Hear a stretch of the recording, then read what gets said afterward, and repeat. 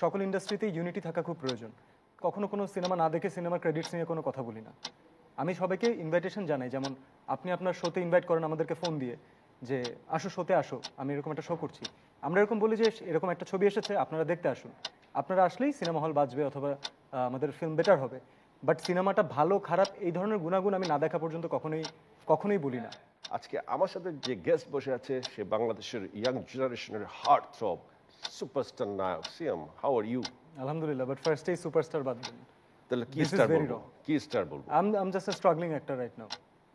তুমি struggling actor. Yes. So তুমি এই যে ইন্ডাস্ট্রিতে এলে এবং ইন্ডাস্ট্রিতে ভালো সফলতার সাথে এগিয়ে যাচ্ছ, তোমার কেমন লাগছে? তোমার ফিলিংটা কি যে তুমি কত দূর যেতে পারবে মনে হয়? বান্ডেল থাকলে প্রতি সিনেমানিতে টাকা বাঁচবে। বিকাশ সেনমানি বান্ডিল কিনে জিতুন প্রতি লেনদেনে। Very positive. যদি দর্শক সাপোর্ট করেন এবং আমি আমার যে পরিশ্রমটা এখন করছি সেটা যদি ইনশাল্লাহ কন্টিনিউ করতে পারি, তাহলে আমার মনে হয় যে পথটা একটু সুগম হবে ইনশাল্লাহ। পরিশ্রম করতে গিয়ে তোমার কাছে কি মনে হচ্ছে যে এখানে কি কি অসামঞ্জস্য তোমার চোখে ধরা পড়ছে, যে তুমি চাইলেও হয়তোবা সেরকম ফিডব্যাক পাচ্ছ না? আমাদের ইউনিটি কম এবং ভালোকে ভালো বলতে পারি না আমরা, নতুনদের অথবা ভালোদেরকে অ্যাপ্রিসিয়েট করার মন মানসিকতা একটু কম। তো সকল ইন্ডাস্ট্রিতেই ইউনিটি থাকা খুব প্রয়োজন, কারণ এরকম একটা ক্রান্তি লগ্নে অথবা এরকম একটা ক্রিটিক্যাল সময়ে আমার মনে হয় যে একটা অ্যাভারেজ কাজকেও আমাদের প্রমোট করে, যারা আমার কলিগ আছেন তাদের কাজকে প্রমোট করে আমাদের সবাইকে হেল্প করা উচিত। আমরা দেখছি যে এখনকার সিনেমা যখনই মুক্তি পায় তখন কাছের লোকজন সবাই সবার সিনেমার প্রচারে নামে, কিন্তু সিনেমার লোকজন সিনেমার জয়গান করছে ঠিকই, কিন্তু সিনেমা কিন্তু হলে সুপারহিট হচ্ছে না।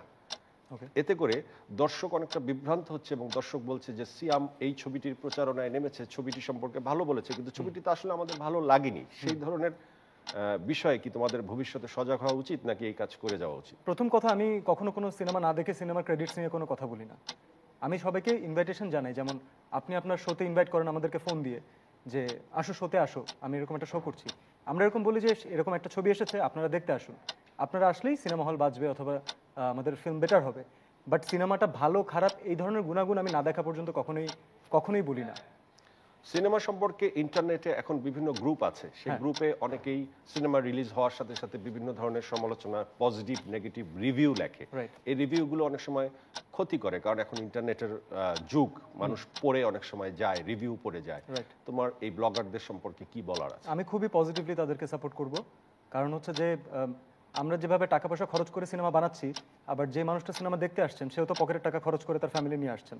তো তাদেরও আসলে কোনো অধিকার নেই যে আমরা তাদের পক্ষ থেকে তাদের টাকাটা নষ্ট করা অথবা তাদের টাকাটা জলে ফেলা, মাটিতে পুঁতে দেওয়া, এই ধরনের কোনো কিছুদের আমাদের কোনো অধিকার নেই। তো আমার মনে হয় যে তারা যদি পজিটিভলি লেখেন অথবা নেগেটিভলি লেখেন, আমার মনে হয় যে সেটা আরেকজন যে সিনেমা দেখতে আসবে হয়তো তাকে ইন্সপায়ার করবে, আর যাদের যে সিনেমা দেখার তারা এমনিতেও দেখবে, সেটা পজিটিভ নেগেটিভ যে রিভিউ থাকুক না কেন। বাট সিনেমা এমন একটা জিনিস যে আমি ঝাল খেতে খুব পছন্দ করি। এখন আপনার মিষ্টি পছন্দ হতে পারে, তার মানে তো এই না যে আপনার আমার দুজনের টেস্ট খারাপ। তো যার যেটা পছন্দ সে সেটা দেখে নিবে। তোমার আপকামিং সিনেমা কি কি?